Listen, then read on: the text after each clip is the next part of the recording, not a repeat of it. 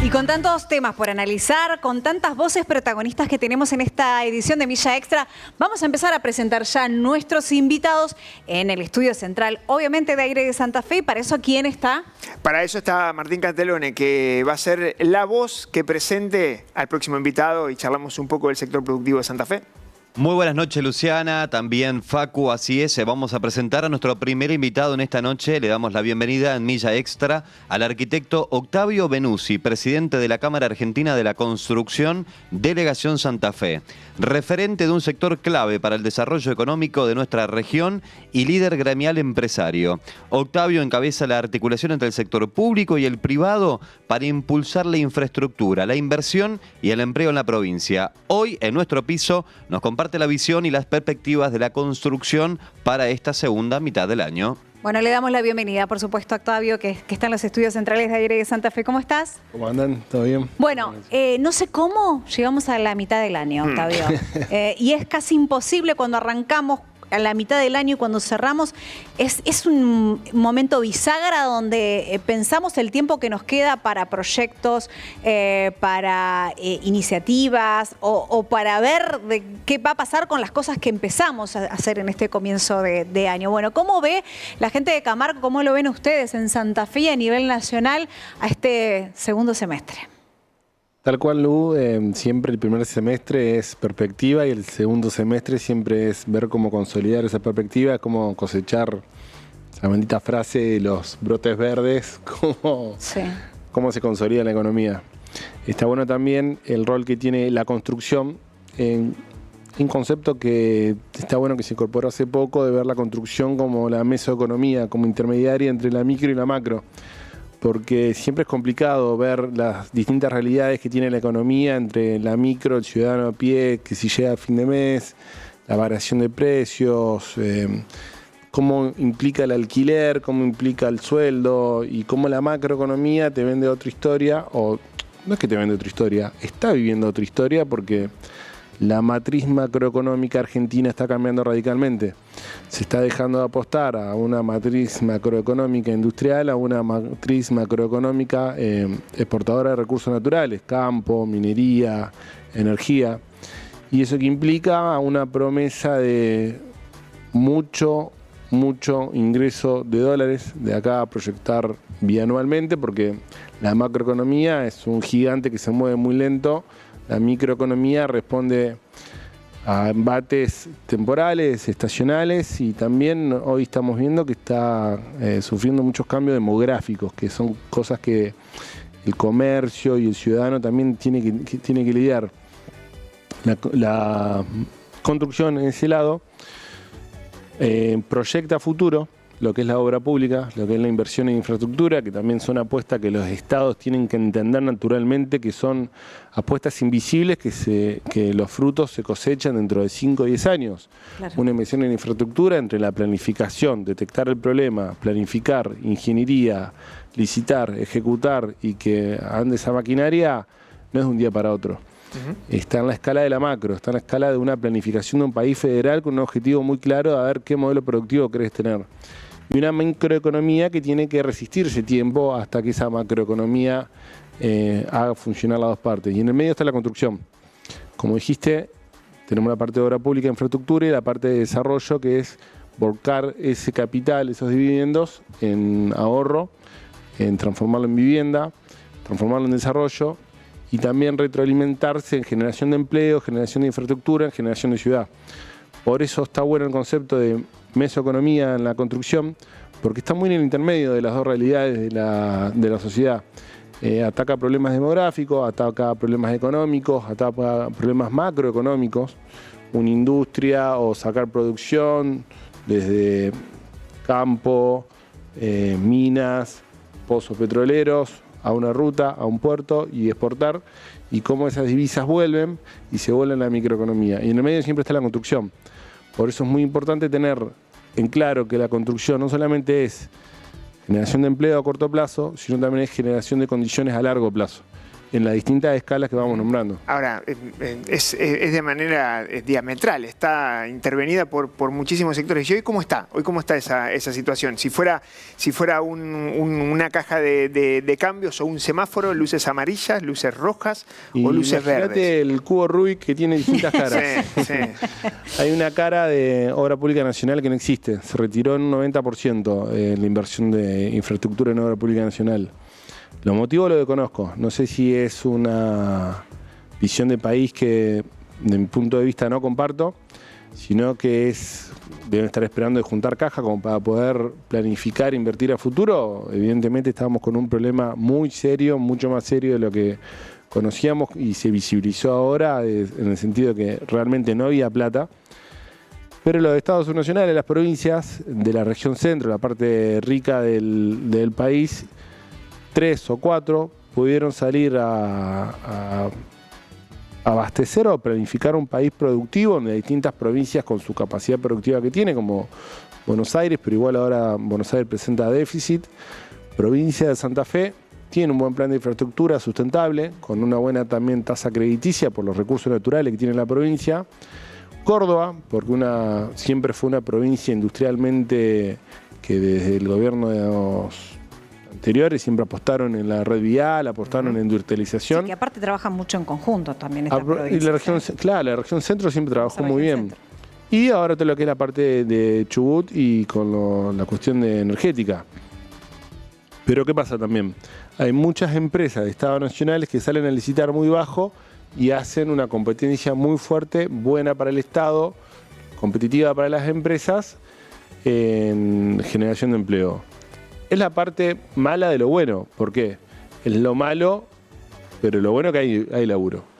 Hay generación de empleo, hay una planificación sobre el Estado como planificador a 5 o 10 años de qué modelo macroeconómico crees. Hoy Octavio, si tendrías que trazar el eje de lo que fue tal vez un golpazo para el ritmo de la actividad económica, muchos sectores te dicen, tal vez lo peor ya pasó, que fue el 2024, un ajuste muy fuerte, ahí los cambios de los precios relativos se empezó a acomodar la situación después de una alta inflación, empezaste a tener algunas condiciones macro bastante más ordenadas. El tema central es que ese no tiene que ser solamente el objetivo, ese tiene que ser un objetivo de base. A partir de ahí empezar a trazar. Lo peor ya pasó, pero todavía faltan algunas definiciones. ¿Eso sucede lo mismo para la construcción? Decís algo muy importante porque hay una consideración de que el costo de la construcción está caro.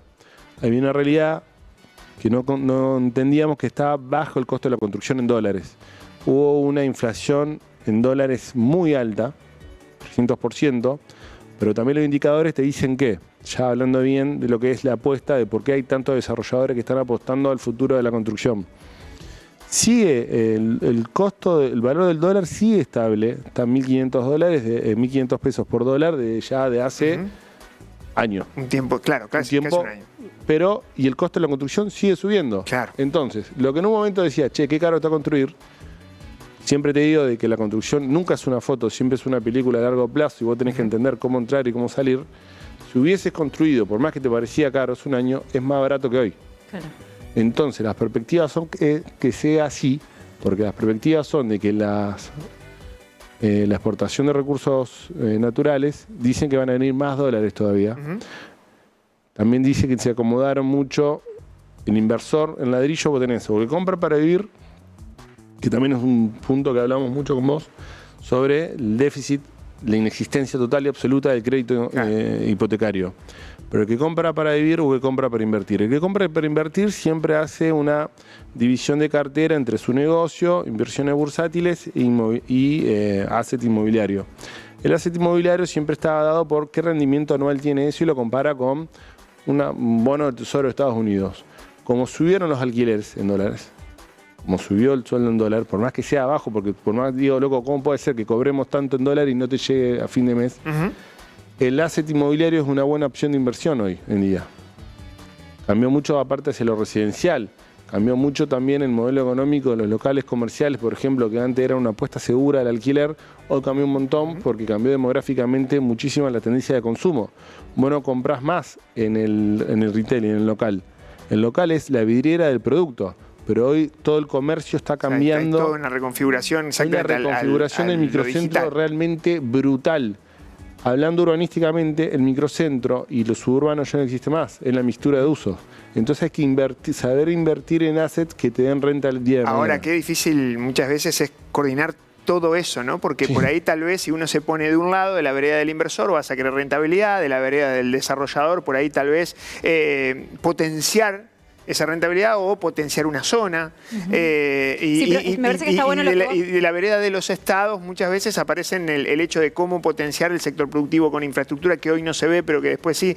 Hay un montón de cuestiones, de aristas que habrá que ver quién las coordina esas aristas. Es un cubo Rubik, viste que está el Estado, está la macro, está la micro, está la inversión. Insisto mucho en eso, porque...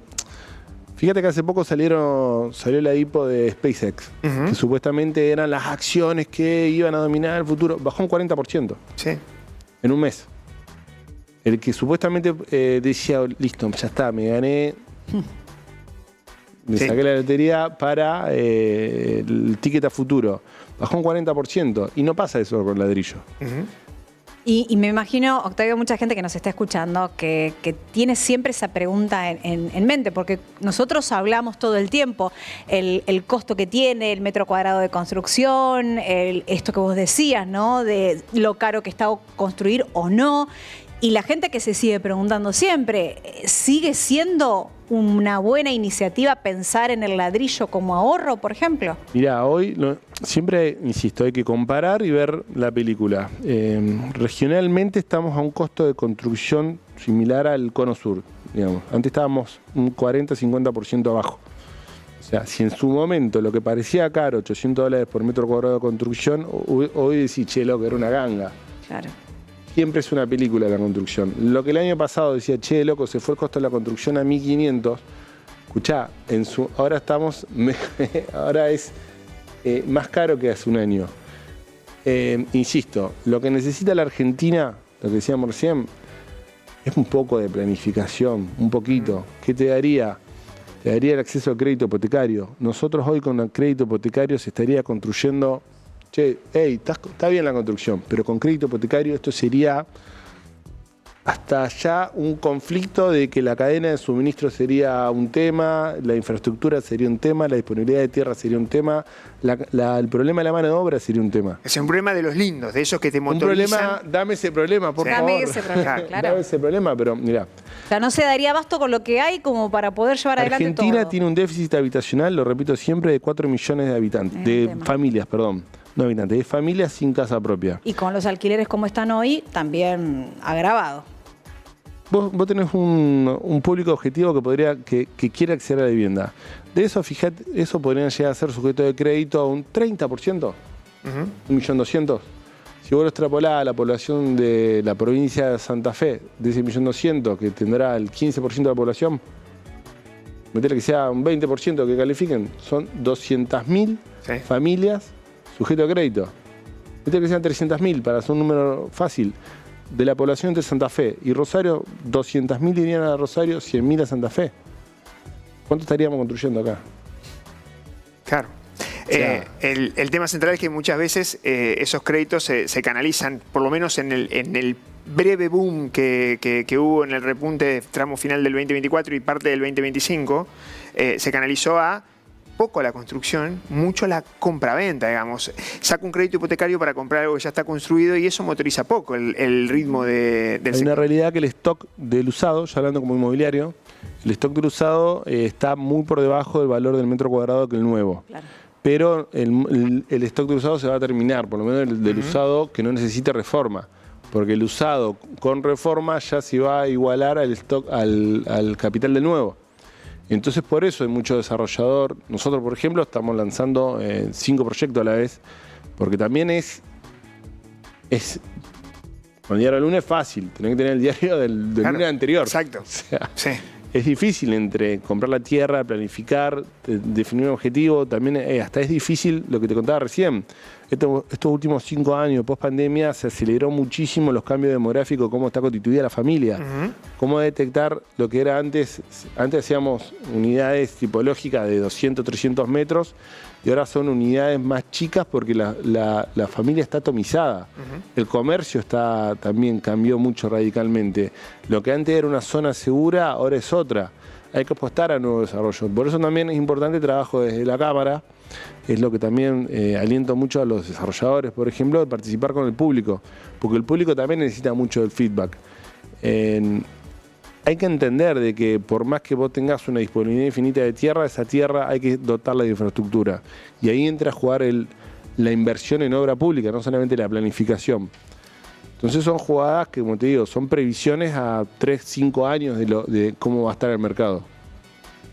Me imagino cómo proyectan las empresas y a eso se le suma por ahí tal vez el nivel de incertidumbre.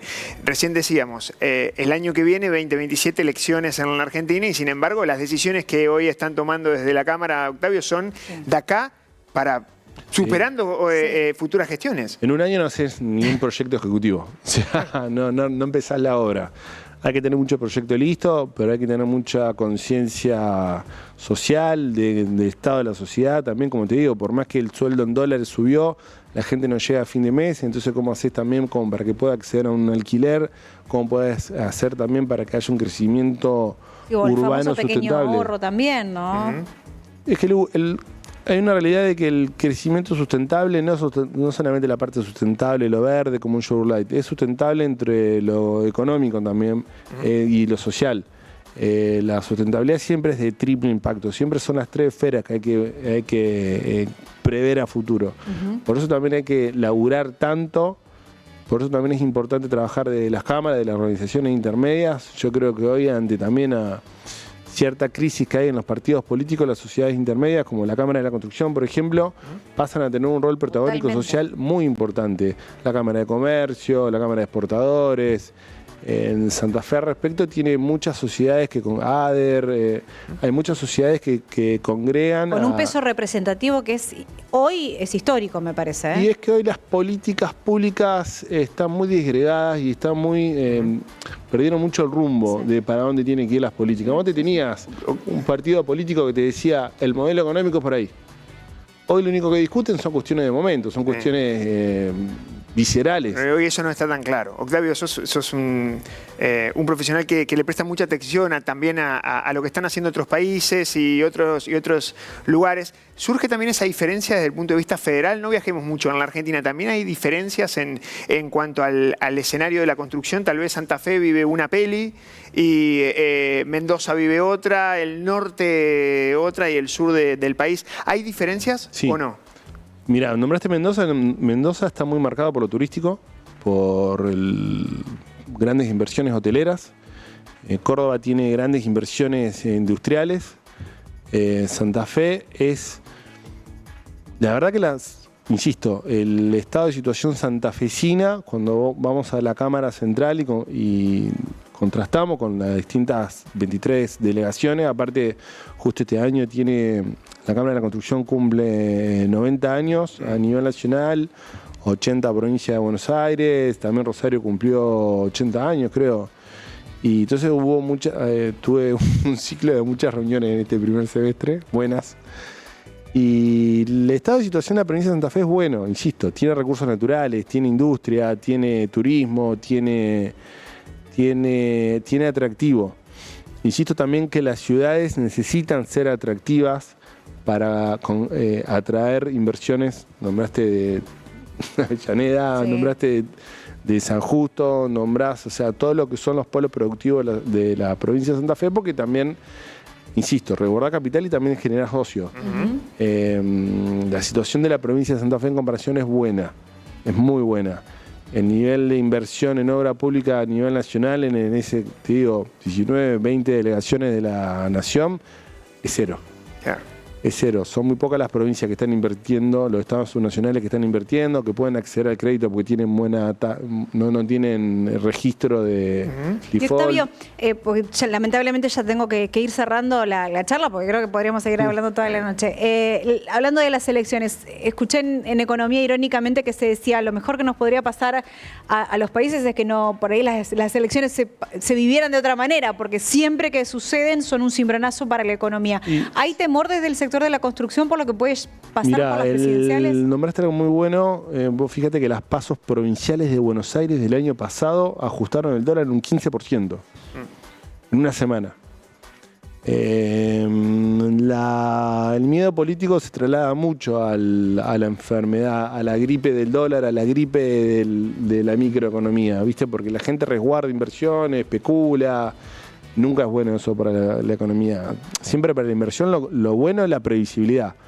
Buena o mala, dame previsibilidad. Lo peor que le puede dar al inversor es imprevisibilidad porque él resguarda, no tiene planificación. Insisto en eso, somos un país mal acostumbrados a la nula planificación.